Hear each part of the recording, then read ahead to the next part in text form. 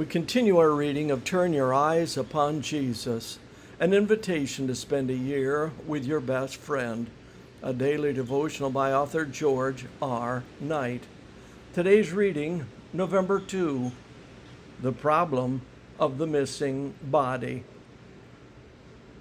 Some of the guard came into the city and reported to the chief priests all the things that had happened. When they had assembled with the elders and consulted together, they gave a large sum of money to the soldiers, saying, "Tell them, his disciples came at night and stole him away while we slept. And if this comes to the governor's ears, we will appease him and make you secure." So they took the money and did as they were instructed. And this saying is commonly reported among the Jews until this day. Matthew 28, 11-15. If the resurrection was proving to be rather incomprehensible to Jesus' followers, the missing body had become a major problem for both the Roman soldiers and the Jewish leaders. The first thing the soldiers do is to send a delegation into Jerusalem to report to the Jewish leaders what had happened. The paradox is that the very men who had predicted deceit by Jesus' followers, Matthew 27:63 and 64, now turn to it themselves in order to cover up the resurrection. Even more astounding is that they instruct the guards to tell the very story of the missing body that they had ordered the Romans to prevent. The Jewish leaders are desperate. The soldiers are also in a jam. Their basic problem is that they do not have the corpse they had been sent to guard. But to say that they fell asleep is not much of a solution. After all, sleeping on guard was punishable by severe penalties.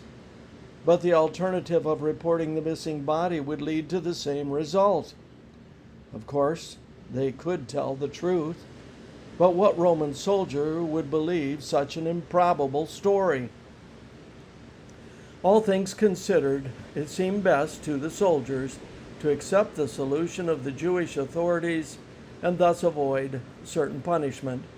The bribe of a large sum of money and the promise of the leaders to appease Pilate, who would soon be leaving the city, if the report reaches his ears, quickly sweetened their move in that direction. Matthew tells us that the soldiers agreed to the deception, and he notes, "This saying is commonly reported among the Jews until this day." In actual fact, the story continued to have circulation long after the death of the apostle. Justin Martyr, AD 100 to 165, tells us that in the middle of the 2nd century, the Jews were still repeating it.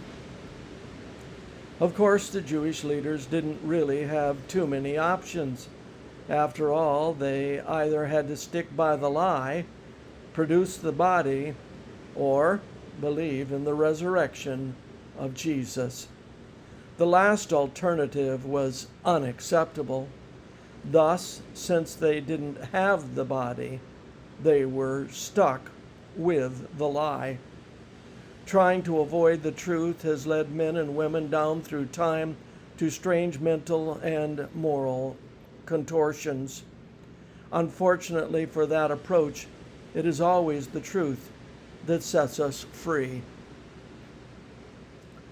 This concludes our reading today of Turn Your Eyes Upon Jesus.